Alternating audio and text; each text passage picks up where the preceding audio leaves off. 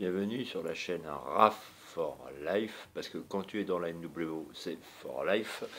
Alors voilà, je viens vous faire cette vidéo pour vous faire les pronostics de Super Showdown de demain. Donc 7 juin, vendredi, à 20h sur AB1 et sur le network. Ça sera 14h l'après-midi à Montréal, et ça sera 20h du côté de l'Europe. Donc voilà, on va faire les pronostics tout de suite. Alors je reviendrai peut-être sur Raw et SmackDown pendant les pronostics, on va voir comment la vidéo se déroule. Alors, il y a un kick-off qui est annoncé donc pour 19h heure européenne, heure française. Donc vous avez les Usos versus The Revival. Bon, alors on a vu que les Revival s'en étaient pris à Roman Reigns à Raw, et que les Usos étaient intervenus, et qu'il y a eu un match à 6 entre les Revival et Drew McIntyre contre Roman Reigns et les Usos. Il y a Shane O'Mac qui est venu lâcher son venin sur Reigns. Et donc ça s'est soldé par la victoire des Hells. Alors la suite on la connaît. Shane il affronte Reigns et les Usos ils affrontent les Revival. Donc je pense que les Usos vont gagner parce que c'est quand même un show d'exhibition, je pense. Donc oui, victoire des Usos. Ça me paraît très logique. Ça serait à 2-1 dans les parties de match, quoi. Voilà. Ensuite, vous avez la Lucha Loose partie contre Lars Sullivan. Bon, bah, je pense que les Power Rangers mexicains vont se faire atomiser, tout simplement. Championnat intercontinental, Finn Balor champion contre Andrade. Alors Andrade, on l'a vu à SmackDown, il a fait sa prise sur Apollo Crews et après sur Finn Balor. Alors Andrade, est-ce que c'est un message qu'il envoie à l'univers de la WWE? Moi, je vois Andrade devenir champion intercontinental en Arabie Saoudite. On verra bien. Mais moi, je vois Andrade gagner parce que Finn Balor, il a l'air d'être blessé. Je ne veux rien avancer, mais il n'a pas l'air au mieux de sa forme, là, Finn Balor. Ensuite, Roman Reigns versus Shane. Oui, bah, on en revient à ce qui s'est passé à Raw. Donc Shane, voilà, qui porte des spires maintenant. Shane, tranquille, c'est la fête. Donc voilà, bon, bah, tout pourrait laisser présager une victoire de Reigns, mais faut se méfier de Shane O'Mac. Mais je mettrais plus une pièce sur Shane O'Mac parce qu'il a déjà vu, il s'est déjà fait couronner en Arabie Saoudite Best in the World, donc ouais, ça laisse présager le pire pour Roman Reigns. Ou alors il y aura disqualification, mais quel arbitre ira disqualifier un McMahon? Allez savoir. Ensuite, Braun Strowman versus Lashley. Oui, bon, je pense qu'il est temps de mettre fin à cette rivalité ridicule. Strowman et Lashley qui étaient en tag team au début. Non, je pense que Strowman va gagner. Il a quand même remporté l'armbar, le bras de fer, là, avec Lashley dans le segment Arrow. Mais Strowman, ça serait logique qu'il gagne. Voilà. Ensuite, le WWE Championship de SmackDown, Kofi Kingston versus Dolph Ziggler. Alors, voilà, Dolph Ziggler qui enchaîne les mots doux et les attaques sur Kofi Kingston depuis ces dernières semaines. Et donc Kofi a défendu sa ceinture et contre Sami Zayn et contre Kevin Owens avec brio. Et je pense que Kofi Kingston va continuer sur la lancée de champion, et au terme d'un bon match, il va vaincre Ziggler. Ça c'est prévisible. Ziggler, il est juste là pour faire le show off. Voilà. Ensuite, l'Universal Championship, c'est Rollins Baron Corbin. Alors, Seth Rollins versus Baron Corbin. Bon, bah, Seth Rollins devrait battre déposé de Baron Corbin, mais il y a l'énigme Lesnar. Et la Lesnar Yoka, on va peut-être en avoir droit en Arabie Saoudite. Youpi, c'est la Lesnar Yoka. La Lesnar Yoka, voilà. Ah ouais, alors il va certainement cacher la mallette Lesnar, et voilà, on va avoir un Brock Lesnar champion. Donc match inutile entre Corbin et Seth Rollins, puisque de toute façon je crois qu'à Ground Stamping ils se raffrontent. Déjà après une nouvelle que j'ai lue, Seth Rollins va refaire face à Baron Corbin, d'après ce que j'ai vu, sans vous faire de spoil aléatoire. Non, mais Seth Rollins, il va perdre la ceinture au profit de Brock Lesnar. Voilà, la bête, ça sera bête, quoi. Mais on en vient là. C'est prévisible. Lesnar va cacher la mallette et repartir avec le titre. Et, à moins qu'on se trompe, je sais même pas s'il y a du voyage, Lesnar, mais Il va certainement cacher en Arabie Saoudite et Rollins qui sera démonté après son match éprouvant contre Corbin. Mais qu'est-ce que vous voulez qu'il fasse? À moins que, mais je vois pas Rollins s'en sortir dans l'histoire. Il n'est pas gagnant là, Rollins. Est-ce qu'il paye de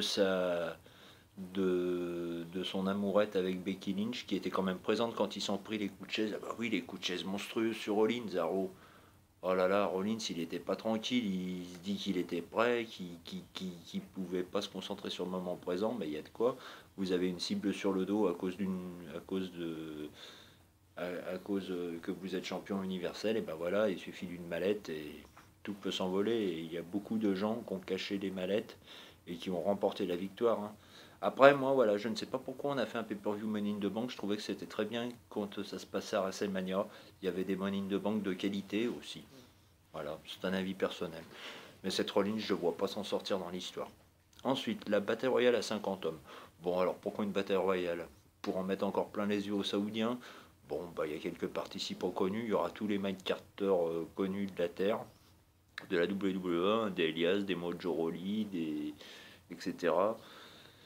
Non, je vois pas Elias gagner, même s'il est sur une bonne dynamique depuis qu'il s'est associé avec Shane. Enfin, bonne dynamique. Elias, tu m'as déçu là. Non, moi je pronostiquais soit Mustafa Ali, soit Ricochet, mais mon corps irait plutôt du côté de Ricochet. Voilà. Ah, ensuite Randy Orton et Triple H qui se sont bien vannés à Raw. Et ben moi je vois une victoire de Triple H, hein. À moins qu'Orton nous sorte le jeu de filouterie.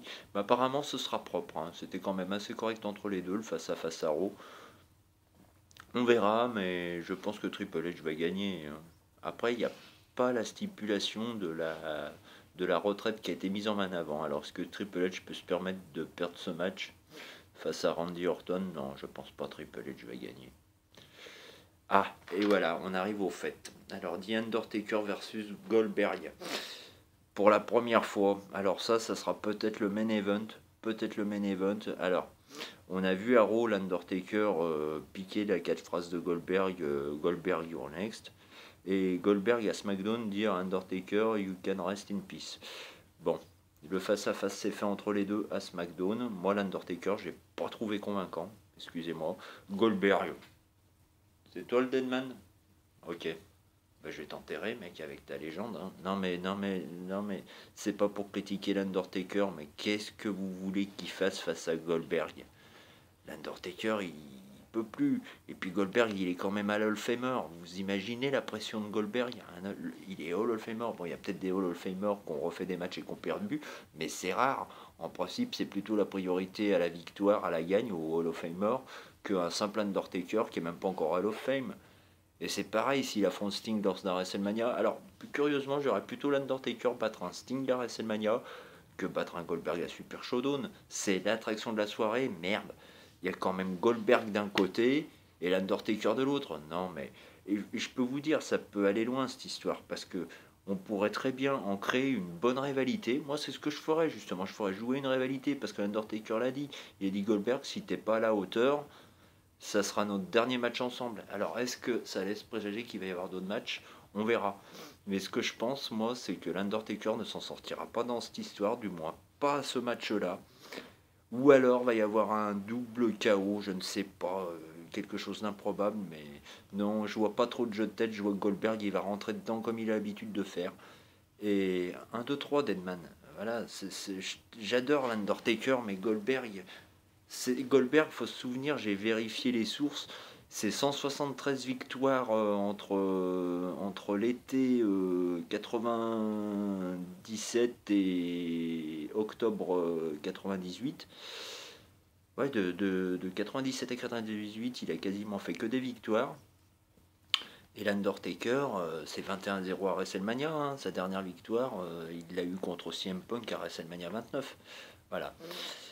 Non, mais voilà, Goldberg va rentrer dedans. Et pourquoi Goldberg échouerait là où un Lesnar et un Roman Reigns ont réussi? Surtout Roman Reigns avec 4 spears. Mais bon, Goldberg, lui, en a besoin qu'un.